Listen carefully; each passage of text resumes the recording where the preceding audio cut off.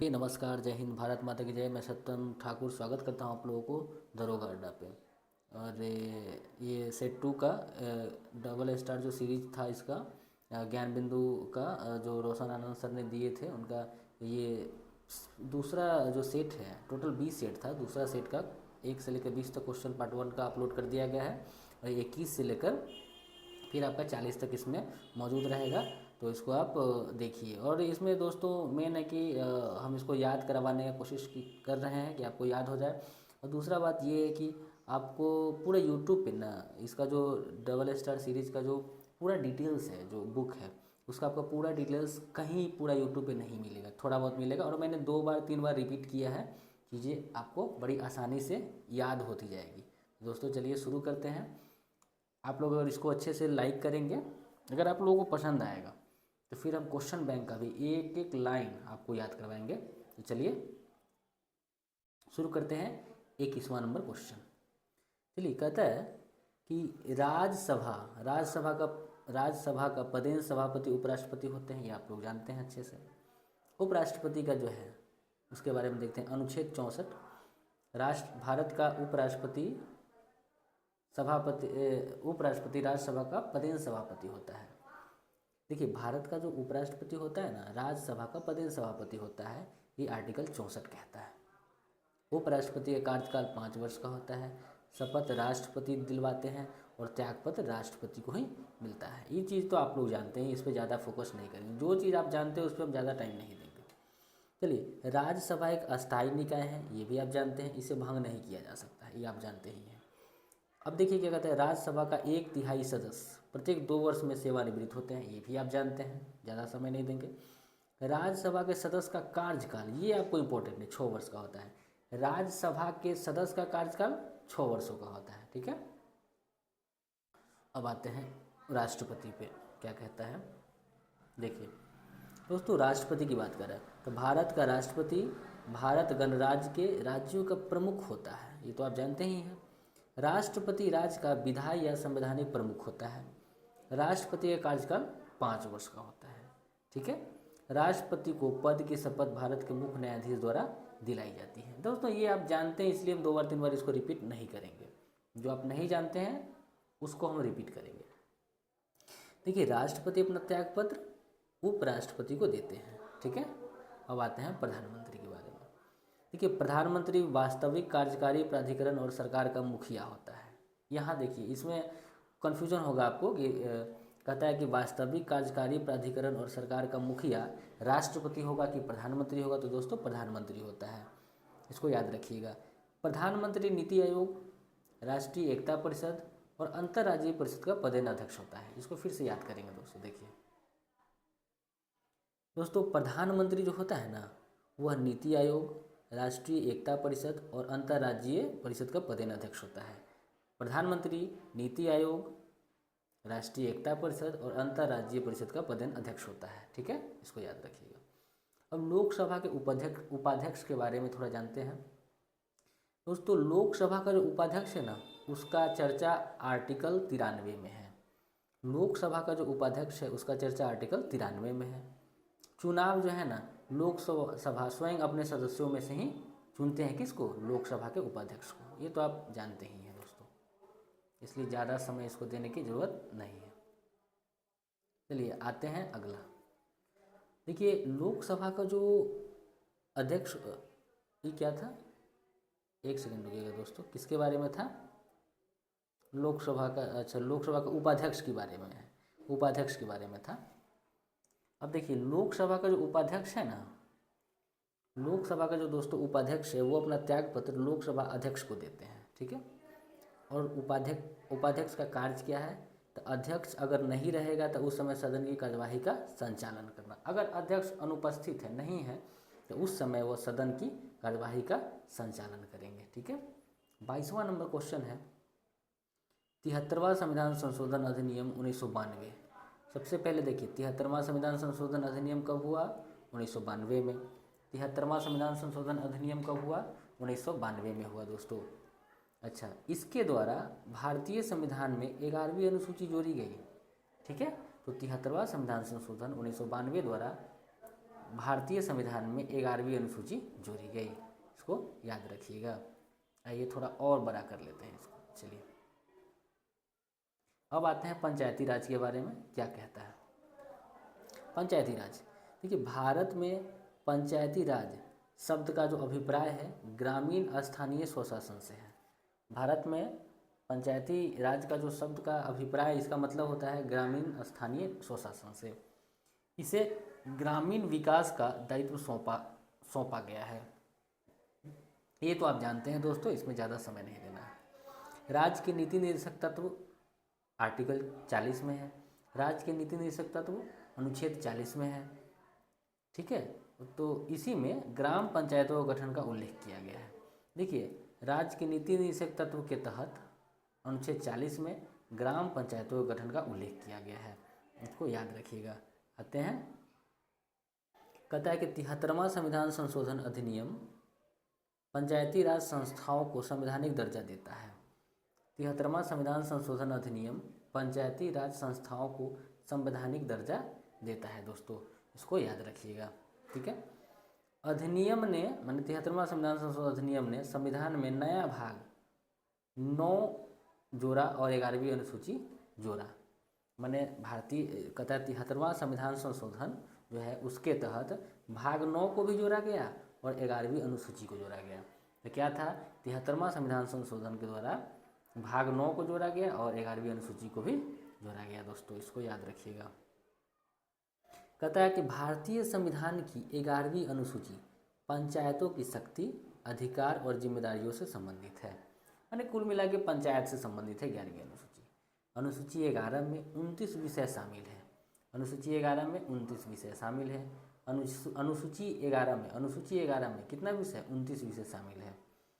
इसके तहत अनुच्छेद 243 से 243O, इसके तहत अनुच्छेद 243 से 243O तक प्रावधान शामिल है।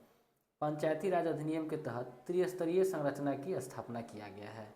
ठीक है, ये आप लोग जानते हैं। चलिए, अब त्रिस्तरीय में कौन कौन आता है, ग्राम पंचायत, पंचायत समिति और जिला परिषद। ग्राम पंचायत, पंचायत समिति और जिला परिषद आता है दोस्तों। ठीक है, चलिए आगे बढ़ते हैं, एकदम याद करते चलिए। अब है दोस्तों कि भारतीय संविधान की 10वीं अनुसूची दल बदल से संबंधित है। ये तो आप जानते ही हैं, भारतीय संविधान की 10वीं अनुसूची दल बदल से संबंधित है।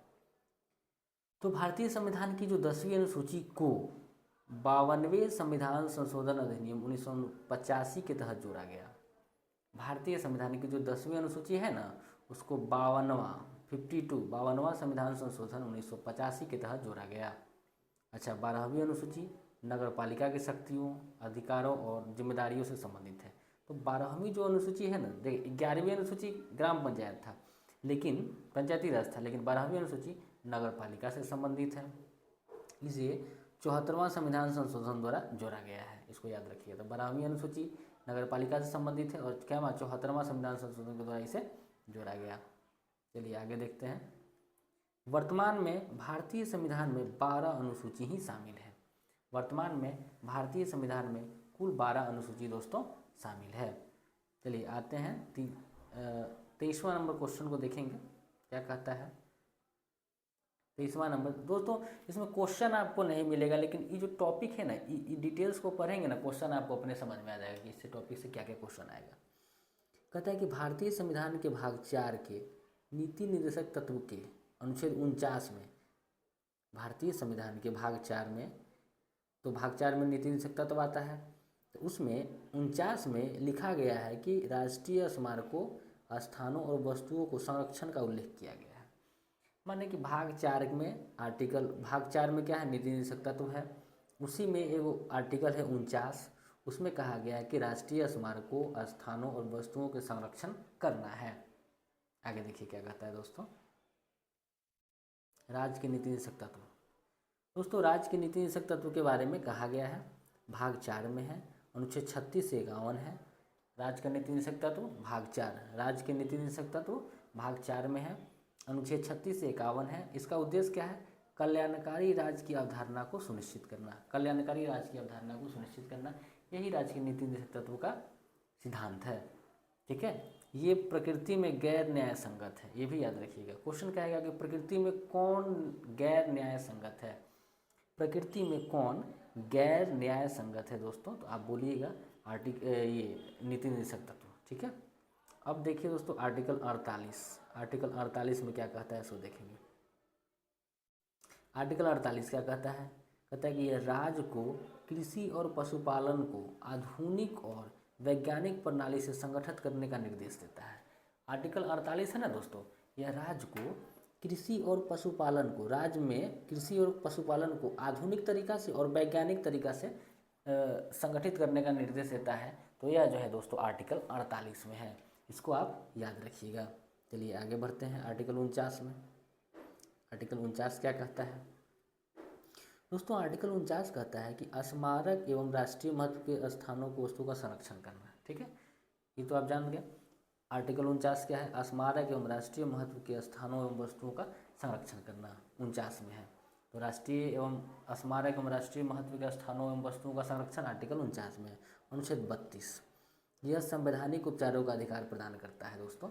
आर्टिकल कहेगा कि संवैधानिक उपचारों का अधिकार आर्टिकल 32, संवैधानिक उपचारों का अधिकार आर्टिकल 32, संवैधानिक उपचारों का अधिकार आर्टिकल 32 प्रदान करता है। यह नागरिकों को अपने मौलिक अधिकारों के प्रवर्तन के लिए सीधे सुप्रीम कोर्ट जाने का अधिकार देता है। कहता है आर्टिकल 32 नागरिकों को अपने मौलिक अधिकारों के प्रवर्तन के लिए सीधे सुप्रीम कोर्ट जाने का अधिकार देता है। अब आर्टिकल 39A है दोस्तों, इसको देखिएगा। आर्टिकल 39A समान न्याय एवं निःशुल्क कानूनी सहायता कमजोर वर्गों को प्राथमिकता पर केंद्रित। कहता है कि समान न्याय एवं निःशुल्क कानूनी सहायता कमजोर वर्गों के प्राथमिकता पर केंद्रित है। यह अनुच्छेद 39A समान न्याय एवं निःशुल्क कानूनी सहायता कमजोर वर्गों के प्राथमिकता पर केंद्रित है, अनुच्छेद 39 का A। तो कुछ इंपॉर्टेंट अनुच्छेद है दोस्तों, उसको ध्यान देंगे। ठीक है, अनुच्छेद 1 कहता है कि कुछ मामलों में काम का अधिकार, शिक्षा का अधिकार तथा सार्वजनिक सहायता पाने का अधिकार, काम का अधिकार, शिक्षा का अधिकार, सार्वजनिक सहायता पाने का अधिकार आर्टिकल 41 में है। कुछ मामलों में काम का अधिकार, शिक्षा का अधिकार, सार्वजनिक सहायता, ये आर्टिकल 41 में है। कुछ मामलों में काम का अधिकार, शिक्षा का अधिकार, सार्वजनिक सहायता आर्टिकल 41 में है। अब कहता है कि न्यायोचित मानवीय कार्य दशाओं तथा मातृत्व सहायता के लिए प्रावधान आर्टिकल 42 में है। न्यायोचित एवं मानवीय कार्य दशाओं तथा मातृत्व सहायता आर्टिकल 42, न्यायोचित एवं मानवीय कार्य दशाओं तथा मातृत्व सहायता के लिए प्रावधान आर्टिकल 42 में है। कर्मचारियों के लिए निर्वाह वेतन 43 में है। कर्मचारियों के लिए निर्वाह वेतन अनुच्छेद 43 में है। कर्मचारियों के लिए निर्वाह वेतन आर्टिकल 43 में है। कर्मचारियों के लिए निर्वाह वेतन आर्टिकल 43 में है। पोषण स्तर बढ़ाने, जीवन स्तर सुधारने से संबंधित 47, पोषण स्तर बढ़ाने या जीवन स्तर सुधारने का आर्टिकल 47, पोषण स्तर बढ़ाने और जीवन स्तर सुधारने के लिए आर्टिकल 47 है दोस्तों। आगे देखिएगा, आगे है न्यायपालिका का कार्यपालिका से अलगाव। न्यायपालिका का कार्यपालिका से अलगाव आर्टिकल 50, ये तो आप लोगों को एकदम याद होगा। न्यायपालिका का कार्यपालिका से अलगाव आर्टिकल 50, न्यायपालिका का कार्यपालिका से अलगाव आर्टिकल 50 है। अंतर्राष्ट्रीय शांति और सुरक्षा अनुच्छेद 51, अंतर्राष्ट्रीय शांति और सुरक्षा अनुच्छेद 51, अंतर्राष्ट्रीय शांति और सुरक्षा अनुच्छेद 51, अंतर्राष्ट्रीय शांति और सुरक्षा को प्रोत्साहन आर्टिकल 51 में है दोस्तों। चलिए अब आते हैं 24 नंबर क्वेश्चन को देखेंगे दोस्तों। 24 नंबर क्वेश्चन को हम देखने का काम करेंगे।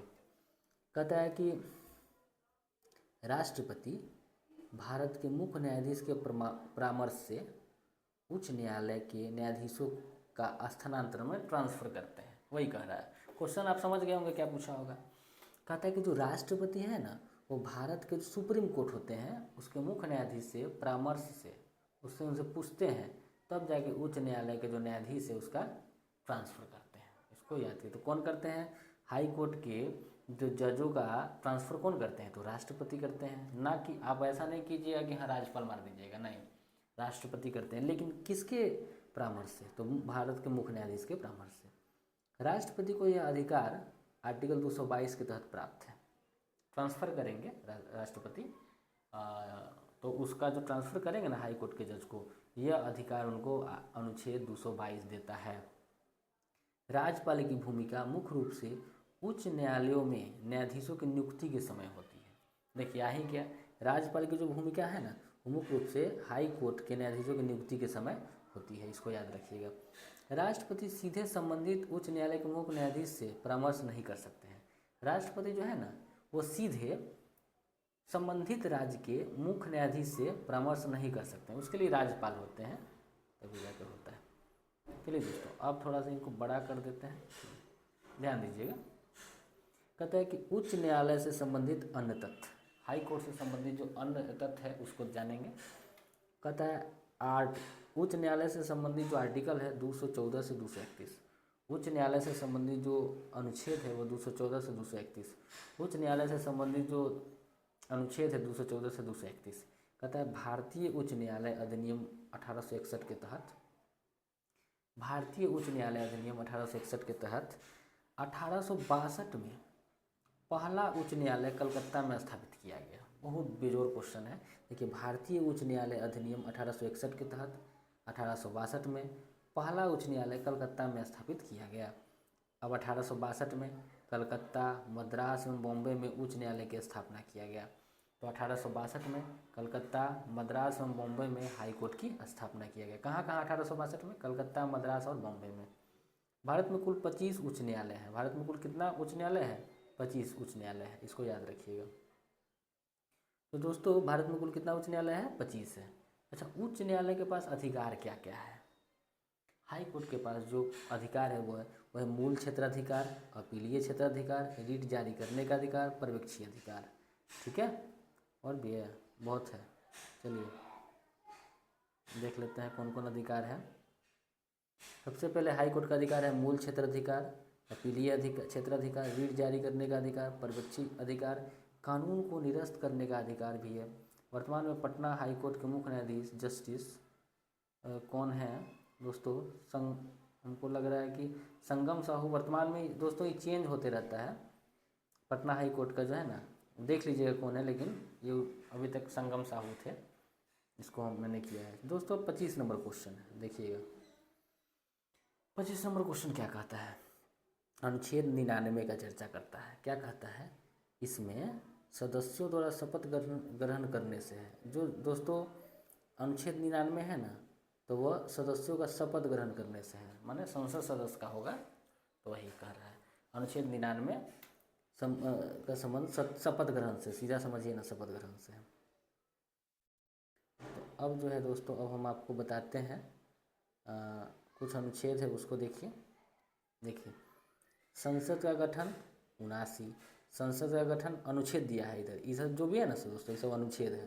तो संसद का गठन 79, संसद का गठन दोस्तों 79, संसद का गठन 79, राज्यसभा 80, राज्यसभा का आर्टिकल 80, राज्यसभा का आर्टिकल 80, राज्यसभा का आर्टिकल 80, लोकसभा का गठन आर्टिकल 81, लोकसभा का गठन आर्टिकल 81, लोकसभा का गठन आर्टिकल 81, लोकसभा का गठन आर्टिकल 81, प्रत्येक जनगणना के बाद पुनर्समायोजन 82, प्रत्येक जनगणना के बाद पुनर्समायोजन 82 में है।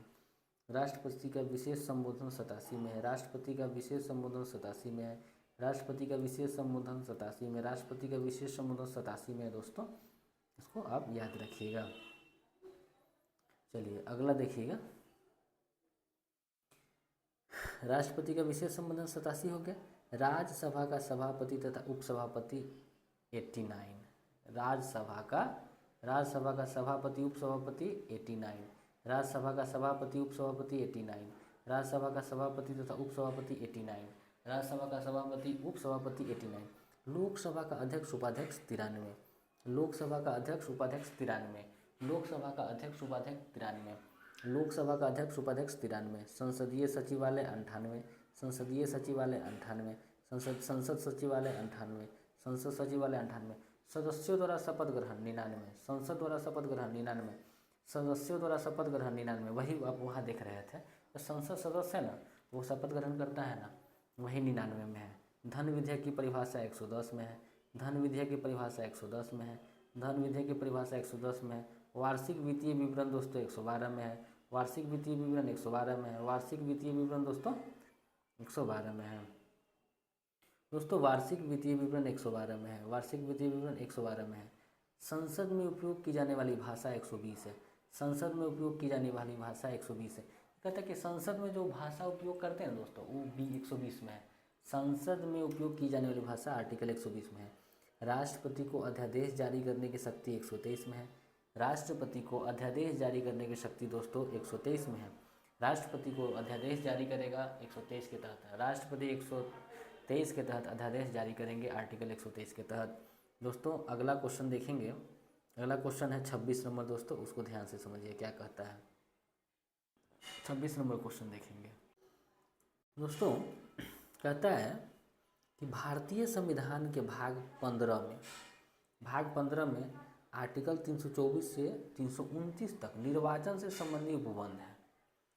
देखिए संविधान के भाग 15 में ध्यान दीजिएगा दोस्तों। संविधान के भाग 15 में अनुच्छेद 324 से 329 तक के निर्वाचन से संबंधित प्रावधान है। ठीक है।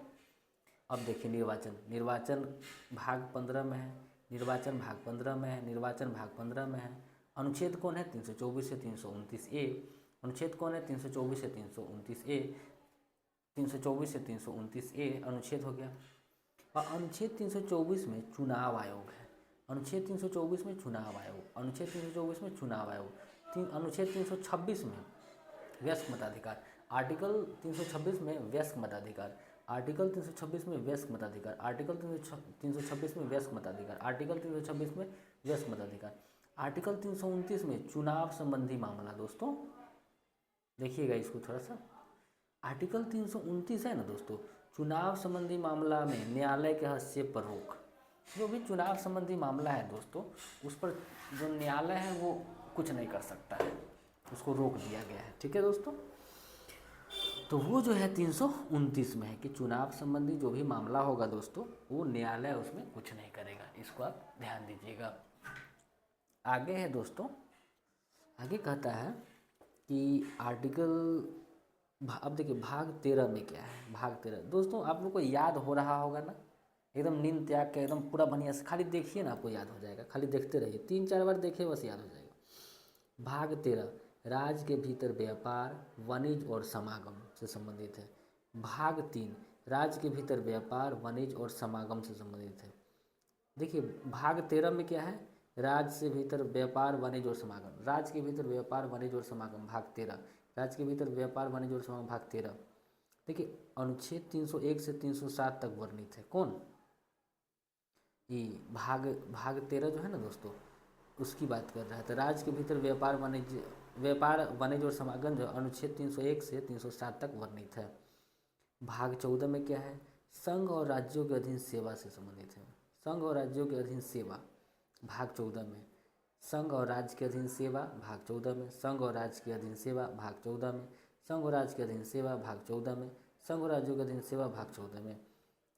तो ये जो है ना दोस्तों 300 संघ और राज्यों के अधीन भाग जो है दोस्तों सेवा, संघ और राज्यों के अधीन सेवा, वो 308 से 323 तक है। इसको याद रखिएगा। संघ और राज्यों के अधीन सेवा का अनुच्छेद कितना है, 308 से 323 तक है। आगे देखिएगा दोस्तों, भाग 15 क्या कहता है, कुछ वर्गों के लिए विशेष उपबंध। भाग 16 है, कुछ वर्गों के लिए विशेष उपबंध। कुछ वर्गों के लिए विशेष उपबंध भाग 16। कुछ वर्गों के लिए विशेष उपबंध भाग 16। कुछ वर्गों के लिए विशेष उपबंध जो है दोस्तों भाग 16 में है। अनुच्छेद 330 से 342। अनुच्छेद 330 से 342। कुछ वर्गों के लिए विशेष उपबंध जो है दोस्तों भाग 16 में 330 से 342। अनुसूचित जातियों, जनजातियों और आंग्ल भारतीय समुदाय से संबंधित विशेष प्रावधान है। ठीक है। इसमें क्या है, अनुसूचित जाति, जनजाति और आंग्ल भारतीय समुदाय, यही विशेष उपबंध हो गया। ठीक है, तो इसको ये ध्यान रखिएगा। अगला क्वेश्चन 27 नंबर क्वेश्चन है दोस्तों, इसको ध्यान दीजिएगा। 27 नंबर क्वेश्चन है, कहता है दोस्तों 27 नंबर क्वेश्चन कि 44वां संविधान संशोधन अधिनियम 1978 के द्वारा, 44वां संविधान संशोधन 1978 के द्वारा आपातकाल की घोषणा के लिए आंतरिक अशांति शब्द के स्थान पर सशस्त्र विद्रोह शब्द जोड़ा गया। बहुत बिजोड़ क्वेश्चन है। देखिए 44वां संविधान संशोधन 1978 के द्वारा आपातकाल के समय आंतरिक अशांति के शब्द के जगह पर सशस्त्र विद्रोह शब्द ये जोड़ा गया। यह कौन सा संविधान संशोधन? 44वां संविधान संशोधन 1978 के द्वारा।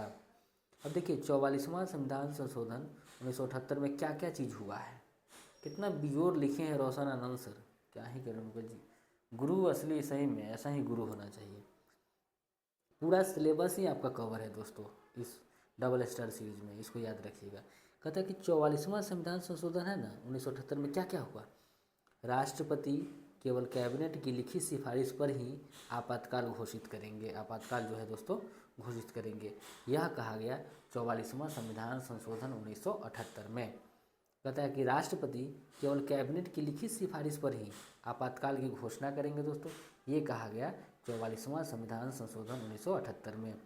अच्छा, अनुच्छेद 20 और अनुच्छेद 21 राष्ट्रीय आपातकाल के समय निलंबित नहीं होगा, ये आप लोग जानते होंगे, लेकिन क्वेश्चन पूछ देगा कि अनुच्छेद 20 और अनुच्छेद 21 राष्ट्रीय आपातकाल के समय निलंबित नहीं होगा, बात सही है, लेकिन कब, यह जो है किस संविधान संशोधन अधिनियम के द्वारा किया गया है ऐसा नियम, तो आप बोल सकते हैं कि 44वां संविधान संशोधन 1978 के द्वारा, इसको याद रखिएगा। अब आते हैं 42वां संविधान संशोधन 1976। 42वां संविधान संशोधन 1976 बहुत मज़ेदार है, ये तो आप जानते ही होंगे, ध्यान दीजिएगा। प्रस्तावना में समाजवादी, धर्मनिरपेक्ष एवं अखंडता शब्द जोड़ा गया। यह किस संविधान संशोधन द्वारा? तो 42वां संविधान संशोधन 1976 के द्वारा। प्रस्तावना में समाजवादी, धर्मनिरपेक्ष एवं अखंडता शब्द को जोड़ा गया, कौन सा संविधान संशोधन के तहत? तो 42वां संविधान संशोधन 1976 के तहत। साथ ही साथ 42 मूल कर्तव्य को भाग 4 के क के तहत जोड़ा गया। मूल कर्तव्य को संविधान के भाग 4 के क के तहत जोड़ा गया, तो किस संविधान संशोधन के तहत? तो 42वां संविधान संशोधन 1976 के द्वारा, ठीक है, इसको याद रखिएगा। अब आते हैं 40वां संविधान संशोधन। दोस्तों 40वां संविधान संशोधन 1976 क्या कहता है?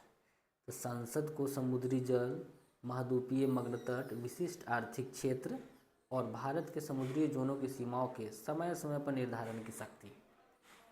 संसद को समुद्री जल, महाद्वीपीय मग्न तट, विशिष्ट आर्थिक क्षेत्र और भारत के समुद्री जोनों की सीमाओं के समय समय पर निर्धारण करेगा। यह जो दोस्तों नियम बनाया गया 40वां संविधान संशोधन 1976 के द्वारा, यह जो नियम बनाया गया दोस्तों 40वां संविधान संशोधन 1976 के द्वारा। चलिए आगे क्या कहता है 38वां संविधान संशोधन। 38वां संविधान संशोधन 1975 क्या कहा गया? आप याद रखिए 38वां संविधान संशोधन कब हुआ था? 1975 में। 38वां संविधान संशोधन कब हुआ था दोस्तों? 1975 में हुआ था। चलिए कहता है कि राष्ट्रपति द्वारा आपातकाल की घोषणा गैर वाद योग्य घोषित। राष्ट्रपति द्वारा आपातकाल की घोषणा गैर वाद योग्य घोषित होगा, यह कहा गया 38वां संविधान संशोधन 1975 द्वारा। दूसरा, राष्ट्रपति को विभिन्न आधारों पर राष्ट्रीय आपातकाल की विभिन्न घोषणाएं करने की शक्ति प्रदान की गई, यह भी 38वां संविधान संशोधन 1978 के तहत। चलिए नोट देखिए, नोट तो बहुत प्यारा होता है, नोट देखिएगा दोस्तों। नोट क्या कहता है? 44वां संविधान संशोधन के अधिनियम ने आपातकाल की घोषणा को न्यायिक समीक्षा की अनुमति देकर 38वें संविधान संशोधन के इस प्रावधान को निरस्त कर दिया। कहता है कि 44वां संविधान संशोधन अधिनियम ने आपातकाल की घोषणा को न्यायिक समीक्षा की अनुमति देकर 38वें संविधान संशोधन के इस प्रावधान को निरस्त कर दिया, ठीक है। चलिए दोस्तों अगला क्वेश्चन है हमारा 28 नंबर, इसको ध्यान दीजिएगा। 28 नंबर क्या कहता है? भारत के महान्यायवादी को दोनों सदन की संयुक्त बैठक में मताधिकार के बगैर भाग लेने का अधिकार है। दोस्तों ये जो बात जो कह रहा है ना, ये गलत बात है, ऐसा नहीं होता है। होता क्या है वो आप आगे देखेंगे, ठीक है। ये गलत बात है, ऐसा नहीं होता है। भारत के महान्यायवादी के बारे में पढ़िए क्या कहता है। ये अनुच्छेद 76 में है, भाग 5 में है। भारत के महान्यायवादी कौन सा अनुच्छेद? 76 और भाग 5 में। भारत का महान्यायवादी 76 तो है लेकिन भाग 5 भी है। इनका जो कार्यकाल है ना संविधान द्वारा निश्चित नहीं किया गया है। भारत के जो महान्यायवादी हैं दोस्तों उसका कार्यकाल निश्चित नहीं किया गया है। भारत सरकार के मुख्य कानूनी अधिकारी के रूप में कार्य करते हैं कौन? भारत के महान्यायवादी। ये भारत सरकार के मुख्य कानूनी अधिकारी के रूप में कौन? भारत के महान्यायवादी। दोस्तों इसके आगे देखेंगे क्या कहता है। उच्चतम न्यायालय में भारत सरकार का प्रतिनिधित्व करता है। जो महान्यायवादी है ना वो सुप्रीम कोर्ट में भारत सरकार का प्रतिनिधित्व करते हैं। सदन में भाग ले सकते हैं परंतु मतदान का अधिकार नहीं है। यही बात ऊपर था। सदन में तो ये महान्यायवादी भाग ले सकते हैं किसी भी सदन में, लेकिन वोट नहीं देंगे वहाँ, इसको याद रखिए। महान्यायवादी केंद्रीय कैबिनेट का सदस्य नहीं होता है। जो महान्यायवादी है ना दोस्तों वो केंद्रीय कैबिनेट का सदस्य नहीं होते हैं, इसको भी याद रखिएगा। एक संसद सदस्य की तरह सभी भत्ते विशेषाधिकार मिलते हैं। देखिए जो संसद को जो भी वेतन भत्ता मिलता है ना और अधिकार मिलता है वही सबको जो है यह महान्यायवादी को भी मिलता है। दोस्तों 29 नंबर क्वेश्चन को देखिएगा। 29 नंबर क्वेश्चन है दोस्तों, इसको ध्यान देंगे। क्या कहता है? प्राणियों और पादपों की जातियों में अधिकतम विविधता उष्णकटिबंधीय आर्द्र वनों में पाए जाते हैं। समझिएगा, प्राणियों और पादपों की जातियों में सबसे ज़्यादा विविधता जो होता है, सबसे ज़्यादा विविधता वह उष्णकटिबंधीय आर्द्र वनों में पाए जाते हैं। एक बार फिर कहता है कि प्राणी और पादप की सबसे ज़्यादा जो विविधता है ना दोस्तों वह उष्णकटिबंधीय आर्द्र वनों में पाया जाता है। इसको याद रखिएगा दोस्तों। उष्णकटिबंधीय आर्द्र वन को, जो उष्णकटिबंधीय आर्द्र वन है उसको ट्रॉपिकल रेन फॉरेस्ट कहते हैं। उष्णकटिबंधीय आर्द्र वन को दोस्तों ट्रॉपिकल रेन फॉरेस्ट कहते हैं। ठीक है, और ये पृथ्वी पर जैव विविधता के सबसे समृद्ध क्षेत्र माने जाते हैं।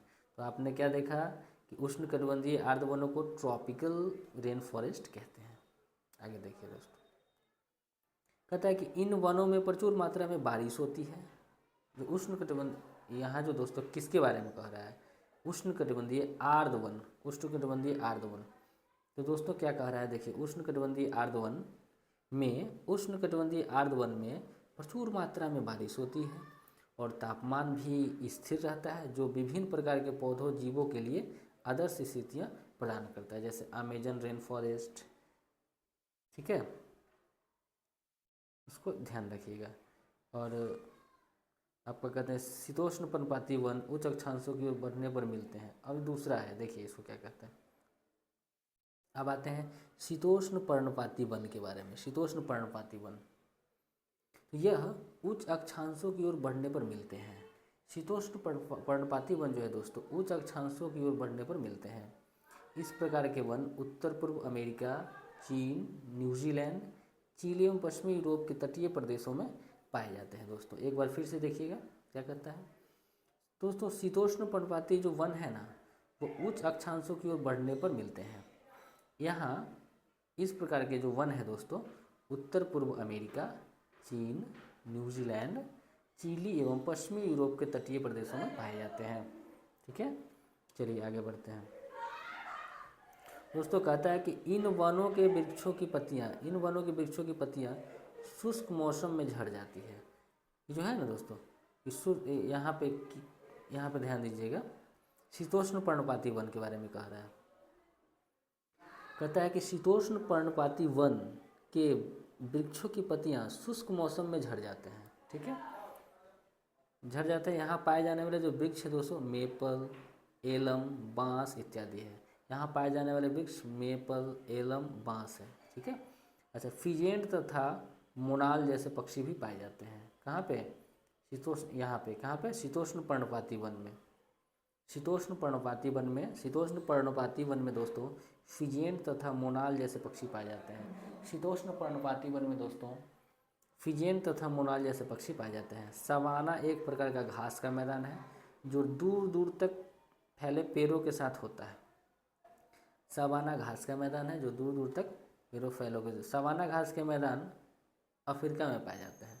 सवाना घास के मैदान अफ्रीका में, सवाना घास के मैदान अफ्रीका में, सवाना घास के मैदान अफ्रीका में पाए जाते हैं दोस्तों। अगला क्वेश्चन 30 नंबर क्वेश्चन है दोस्तों, ध्यान दीजिएगा।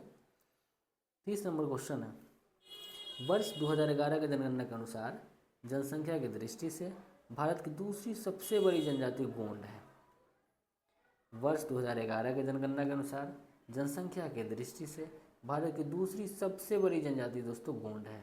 भारत की दूसरी सबसे बड़ी जनजाति दोस्तों गोंड है और यह मध्य प्रदेश में पाई जाती है। ठीक है, चलिए, गोंड जाति की जनसंख्या 2011 में, इसको याद रखने की चीज़ नहीं, छोड़िए कितना जनसंख्या है इसको नहीं।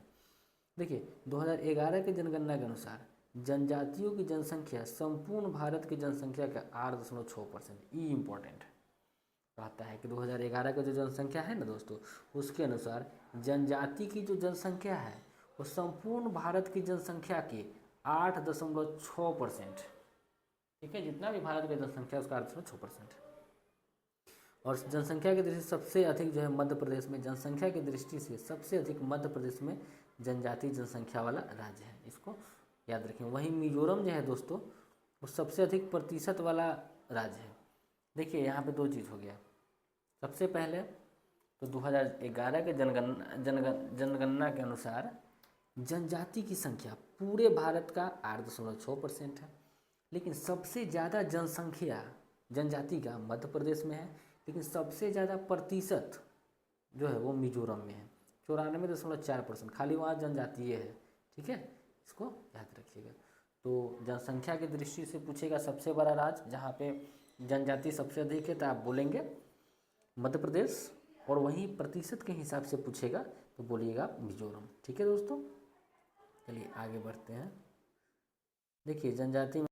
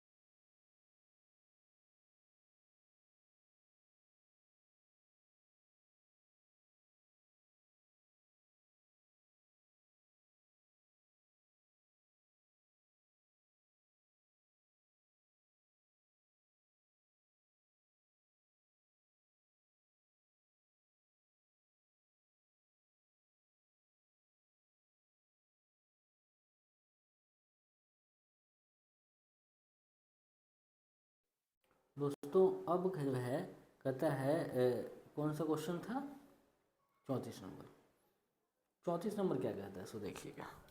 34 नंबर कहता है दोस्तों, दक्षिण अमेरिका में चिली अर्जेंटीना सीमा पर स्थित विश्व का सबसे ऊंचा ज्वालामुखी ओजेस डेल सलाडो एंडीज पर्वतमाला में स्थित है। देखिएगा फिर से क्या कहता है, दक्षिण अमेरिका के चिली और अर्जेंटीना सीमा पर, दक्षिण अमेरिका में चिली और अर्जेंटीना सीमा पर स्थित विश्व का सबसे ऊंचा ज्वालामुखी, विश्व का सबसे ऊंचा ज्वालामुखी ओजेस डेल सलाडो एंडीज पर्वतमाला में स्थित है।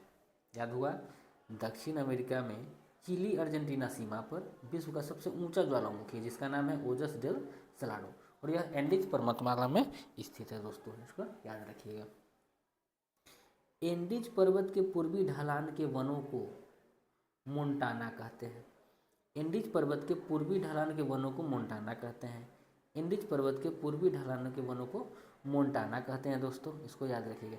एंडीज पर्वत की सबसे ऊंची चोटी जो है ना, वो एकांका गुहा है दोस्तों। ठीक है, कहता है कि एंडीज पर्वत की सबसे ऊंची चोटी एकांका गुहा है। एंडीज पर्वत की सबसे ऊंची चोटी दोस्तों एकांका गुहा है।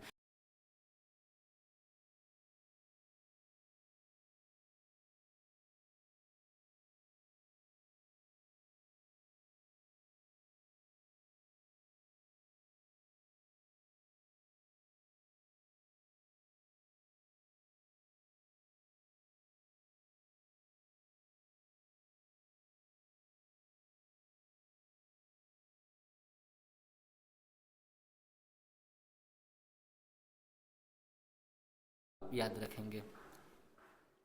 अच्छा, एंडीज विश्व की सबसे लंबी पर्वतमाला है। एंडीज जो है दोस्तों विश्व की सब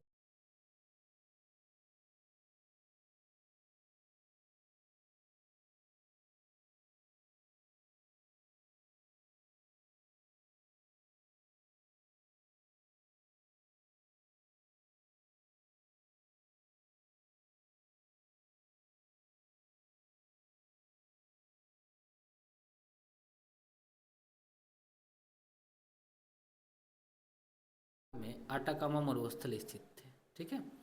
अच्छा, एंडीज पर्वतमाला में तांबा, चांदी, सोना व टीन इत्यादि मिलते हैं।